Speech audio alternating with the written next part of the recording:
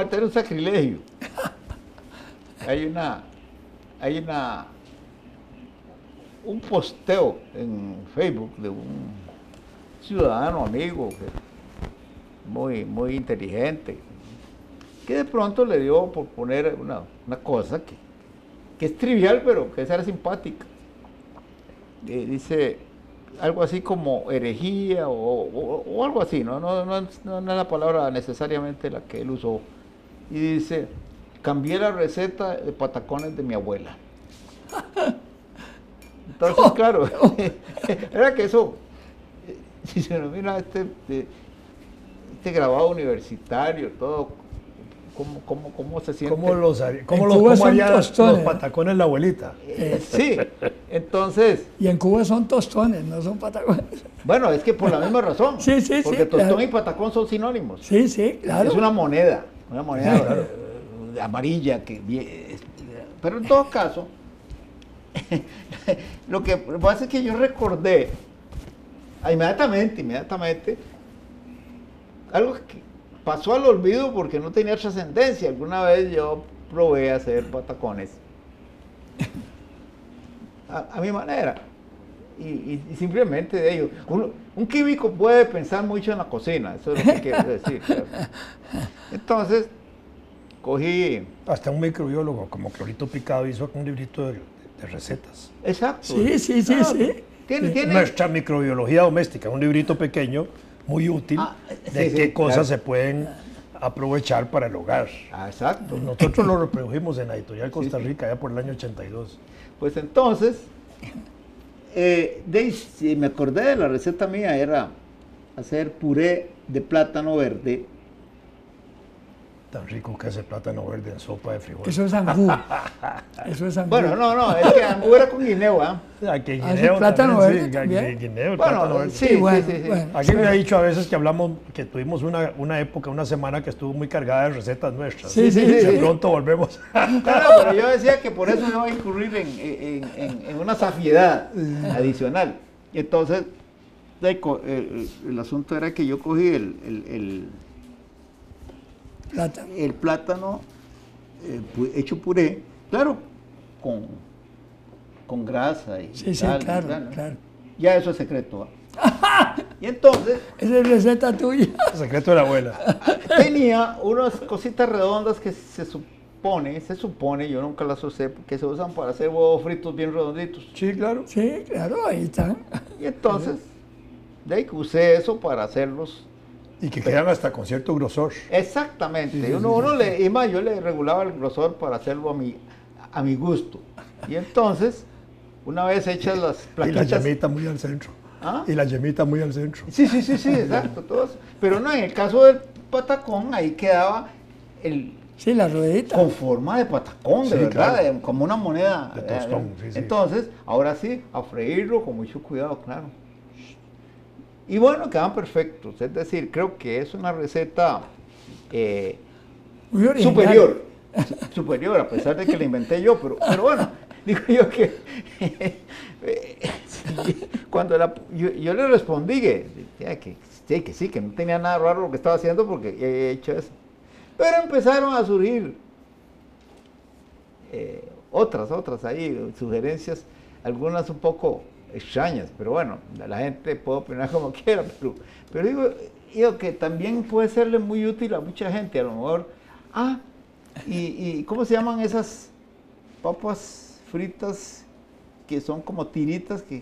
Sí, papitas fritas. No estoy inventando la French fried, es hash.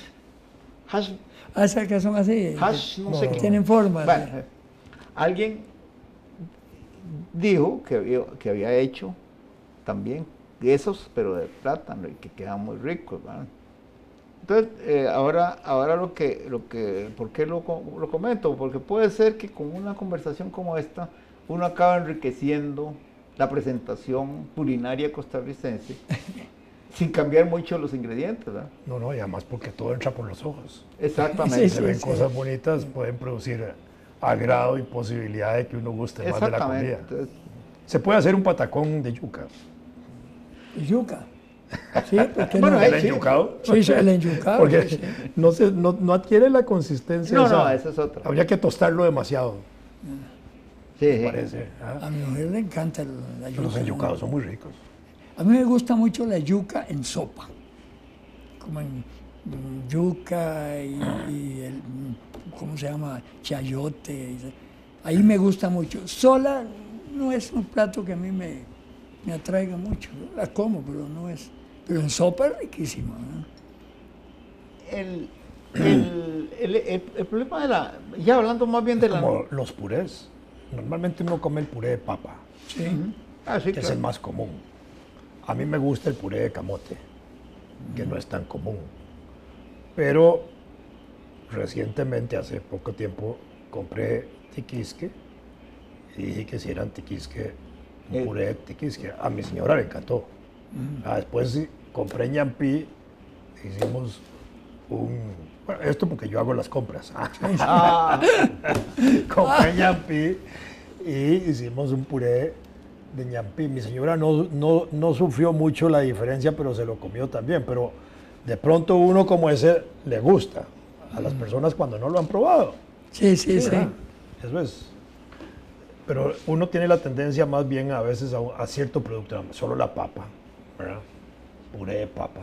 pero es curioso, la papa para nosotros es una fijación que culturalmente nos viene de Europa y sin embargo la papa es Originaria de es América. originaria de Claro, América. claro. ¿verdad? Pero es muy rica, por ejemplo, la papa asada que se parte, se le pone mantequilla y tal, queda riquísimo, ¿no?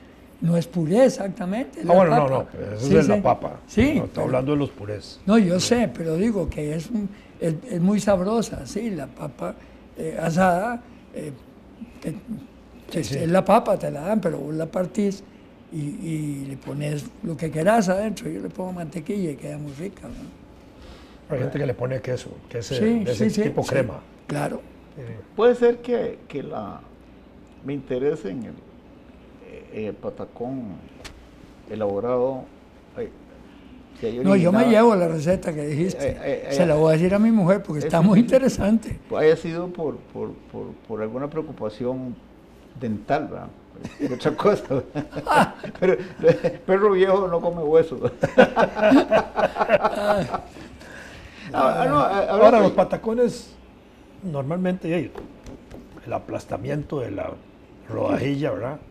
Ahora, yo he visto patacones que son gigantescos. No sé cómo los hacen Sí, tan sí, sí, aplanados, están ¿verdad? bien así, sí. Pero son unas Chorchas, sí, sí. chorchas enormes. Bueno, aquí comentamos alguna vez que hay una variedad de plátano Sí. que no tiene punta. Sí. En serio. Sí, sí, sí, que se llama patacón. Es decir, es un plátano, una variedad que tomó el nombre del plato que se hace con él, no al revés. Y yo lo conseguía en una particular verdulería de Barrio Luján. Y efectivamente tiene la ventaja de que es gruesote, pero ¿cómo se llama? Ñato, por los dos lados. Y entonces, cuando uno lo pela, queda un cilindro casi. Y entonces se parten también muy uniformes. Y yo no sé qué ventajas tiene la uniformidad, pero se ve muy bonita. Estamos hablando de nutrición. Y el guineo cuadrado, ¿por qué lo llaman cuadrado? Por la forma. Porque tiene aristas cuando Sí, está en guineo casco. cuadrado, Por la forma. Sí, claro. Así es. Pero no es cuadrado. No. No. Ese es... ¿cómo? No, bueno, Tiene aristas. Sí. Sí, pero le dicen cuadrado porque donde lo cortás queda cuadrado. Los cuadritos quedan cuadrados. Sí, sí, claro. Yo conozco más de unos cuadrados que si lo cortan no le pasa nada. Bueno. No, hablando de nutrición, estaba preocupado por una cosa que leí ahí que no es especulación. Resulta ser que todos estamos conscientes de que en las pinturas está prohibido el uso de compuestos de plomo. Sí. E igualmente... No, pero ya Trump lo eliminó. Bueno, es que a eso iba. Bueno. A mí me parece Hace muchos años nosotros teníamos a la venta, teníamos la posibilidad de comprar soldaditos de plomo. Sí, claro, claro. Eran lindísimos. Claro. Pa- Yo era- tenía un ejército. No, pero era un peligro. Era un peligro, Claro. claro. Pero hay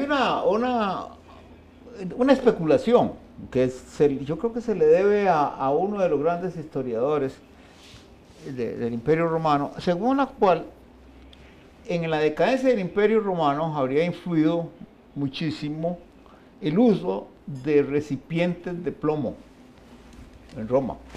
Yo no le daba mucha importancia a esa especulación porque suponía que eso se podría aplicar a las clases altas de Roma que podían comprar recipientes de plomo que habían sido caros. Pero después me enteré de que también usaban en algunas casas lujosas tuberías de plomo, los romanos. Y mucho del vino que se embotellaba, para decirlo de alguna manera, para la solda de descarga se hacía en recipientes de plomo, porque obviamente no se quebraban. Actualmente existe una... Dime una cosa, perdón la interrupción.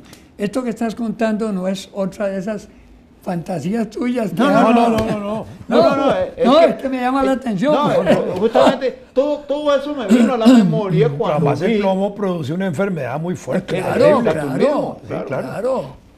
Saturnismo. Es terrible, deforma cosas, se le cae el pelo a la gente, le hace unas deformaciones es tremendo. Y por algo entonces, y la prohibición general en Estados Unidos, en Costa Rica, en todo país civilizado, de que las pinturas no tengan plomo, y luego el empeño que se puso para eliminar un poquillo de plomo que tenía la gasolina antiguamente. Sí. Y en las cerámicas hay normativas que inducen a los industriales a buscar tierras que contengan un poco plomo. En todo caso, con las viejas imprentas existía el problema de los linotipos, claro. que trabajaban con lingotes de plomo. Y que una vez que levantaban los textos había que fundirlos ahí mismo y otra vez. Pero todos los linotipistas salieron enfermos, No sé. Porque yo conocí muchos de La Nación y de... la imprenta nacional. Era normal que una persona que era linotipista terminara con algún problema.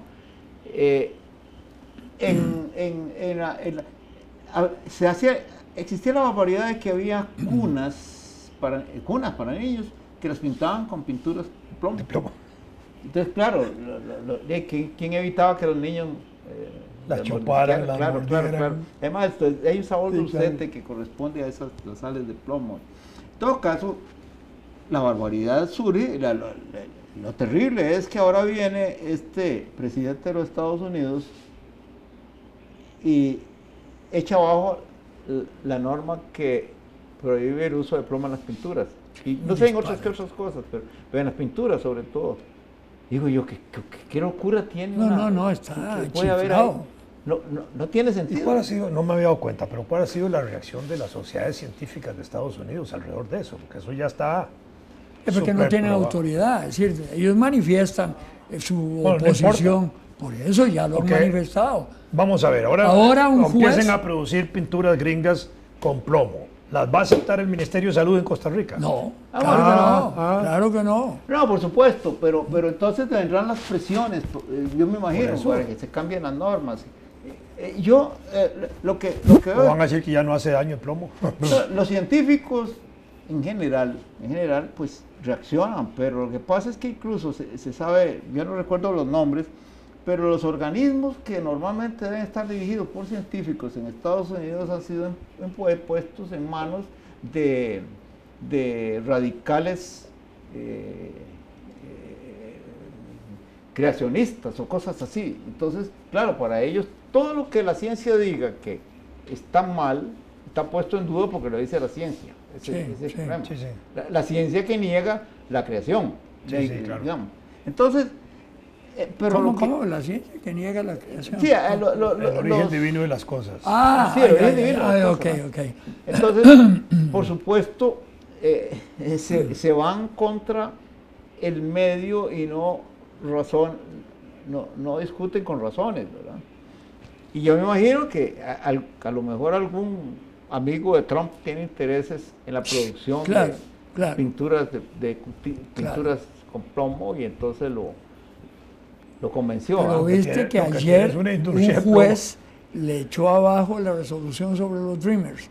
Sí, sí. Sí, Que claro. ya pero Se la paró. ahora vamos a ver la Corte Suprema, ¿qué dice?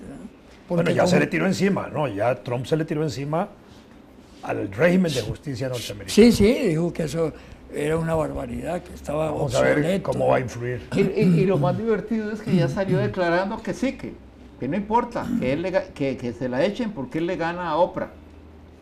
Ah, la candidata. Sí, sí, sí. Sí, bueno, aparte, Oprah, sí. Oprah, Sí, sí, sí, Oprah, sí, sí, la Oprah. cantante, sí. alguien me estaba... bueno, es que... Multimillonaria la vieja. No, eso es lo que decía yo, porque alguien me estaba encomiando un discurso que hizo. Sí. Y bueno, yo lo oí y es extraordinario, pero ya yo no saco cuento. Pero porque- vos te gustó el discurso. Bueno, dijo no. nada. Ah, bueno. No digamos si me gustó, no. Es para las mujeres, un Bueno, discurso ahí en el altisonante. contexto en que estaba haciéndolo estaba muy bien. Ah, sí, claro. Bueno, por eso, pero entonces... Y yo pensaba, usted no sabe lo que tienen los millonarios. Si usted va a un acto público patriótico en Costa Rica y habla el director de la escuela del pueblo y un político millonario, ya usted sabe cuál va a ser el buen discurso. El del político millonario que puede pagarle a alguien que le escribe el discurso. Sí. Entonces eso, Gettysburg, el discurso de Gettysburg es fama que Lincoln lo escribió en una sobremesa, Una servilleta, dice. sobre una servilleta, dicen, pero bueno, un papel de correntada, digamos. Y entonces, claro, era Lincoln, que ya había tenido unos debates políticos con los Sí. capos de la política norteamericana que no eran babosos. Entonces, claro, ahora... ¿Cómo se llamaba el que con el que? Sí, el famoso... Sí, sí. Bueno, entonces uno dice, bueno, ahí sí, pero en estos tiempos, yo recuerdo el millonario Tico, que era funcionario de gobierno y tenía aspiraciones presidenciales, y había contratado a una dama para que le escribiera los discursos, y siempre andaba haciéndolo. Y a mí me tocó esto, y yo creo que ya lo conté, estoy almorzando, tomando café con esa dama concreta. Y había un televisor puesto con las noticias. Y como él tenía algún ascendiente sobre un canal de televisión, le pasaban fragmentos largos de sus discursos, ¿verdad? Como pasa en la política. Y ella entonces, yo le respeté su interés en ver cómo lo estaba diciendo, el discurso que ella le había escrito. Sí, claro. Y de pronto, ella dijo una verdadera obscenidad. ¿Qué te pasa? Dice, este infeliz barajó las páginas. Ella se dio cuenta que él había desordenado las páginas y no se había dado cuenta que lo que había leído, la última línea de una página, no tenía nada que ver con la primera de la siguiente y siguió tirándole. Sí, puede pasar. Claro que puede pasar. En la Asamblea Legislativa pasó con un diputado que lo dijo, pero este reconoció. Pero ese dice, diputado sabía leer números, por lo menos, para ver el número de las páginas. Es que eso es lo que yo... no, él empezó a leer y tal, y de repente dice, perdón, pero es que, perdón, me enredé porque me enredé con la página. Bueno, aclaró, sí, bueno, sí. pero claro, se dio cuenta, Sí, pero el otro no, el otro muy orondo. Y claro. Una vez me pidieron a mí hacer un discurso para una primera dama. Yo lo hice. Ese discurso, antes de que fuera pronunciado, su esposo, el presidente, también lo leyó. Y entonces sugirió que yo hiciera el discurso de él, ¿verdad? Que era como respuesta al otro. Y efectivamente, yo lo hice, colaboré en esa, era sobre aspectos de cultura, no era aspectos de política.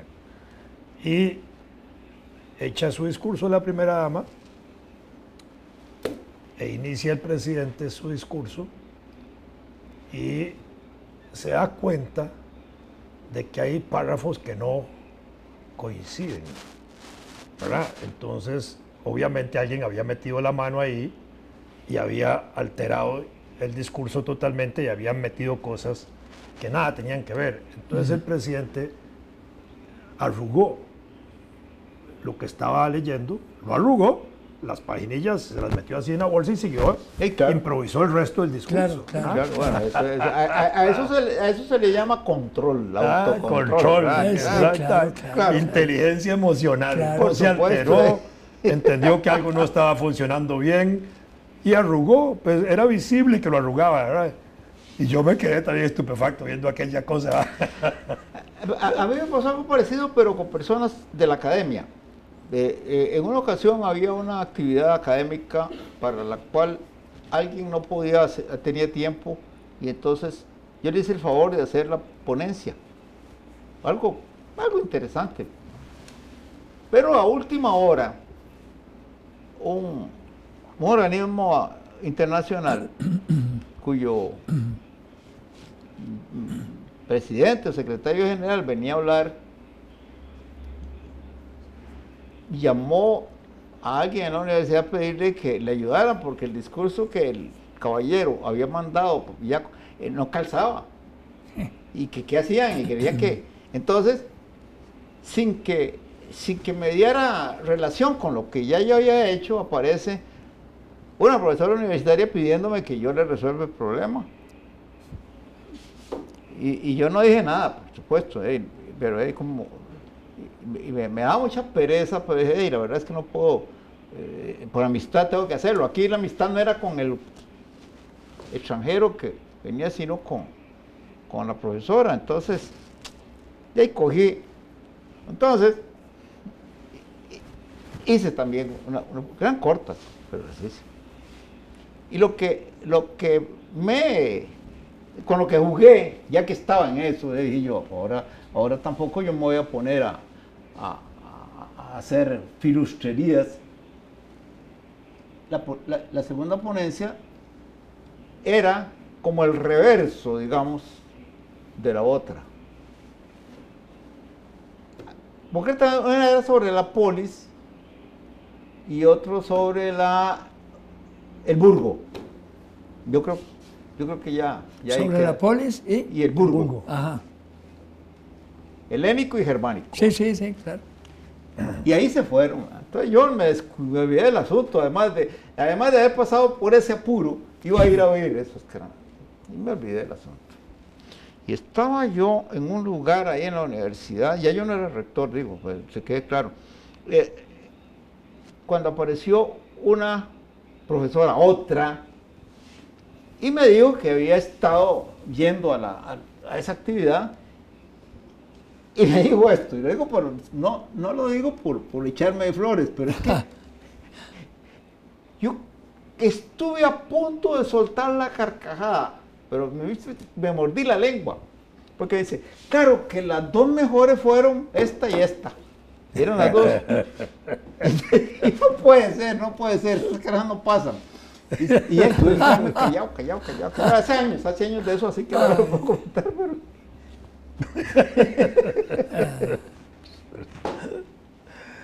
Sí, eso sí se puede A mí comentar. como secretario general de la ODECA, cuando estaba, me tocó mucha presentación y tal, cuando viajaba. Y uno ya tiene como ciertos arranques y cierres, es lo más importante. Y entre los dos arma sin papelito. No, pero hay gente que es texto, experta. Yo conocí una vez un muchacho,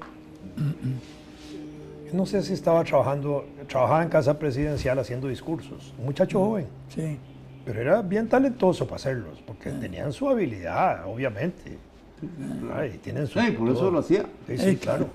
Claro. No era fácil, porque al final de cuentas hay mucha responsabilidad también de hacer un discurso presidencial. Claro. Porque además el presidente los revisa generalmente. Si no los revisan, meten la pata. Pueden meterla, pero hay gente que tiene una rigurosidad y una habilidad y una calidad para hacer discursos buenísimos. Gonzalo Facio tenía una gran habilidad para escribir, tenía facilidad. Y sin embargo, cuando yo estaba con la naviera me llamaba por teléfono. Tuvimos una amistad muy, muy bonita. Y me decía, mira, es que tengo que hacer esto y esto, ¿por qué no me haces tal discurso? Entonces yo le escribía, se lo mandaba y lo leía muy bien, él sabía. Pero que una persona como esa, a Beto Cañas le encargaban a cada rato que le dijera un discurso así o así. Y Beto disfrutaba en eso, a él le gustaba. Un académico. Bueno, yo solo esa experiencia tuve a ese nivel tan alto.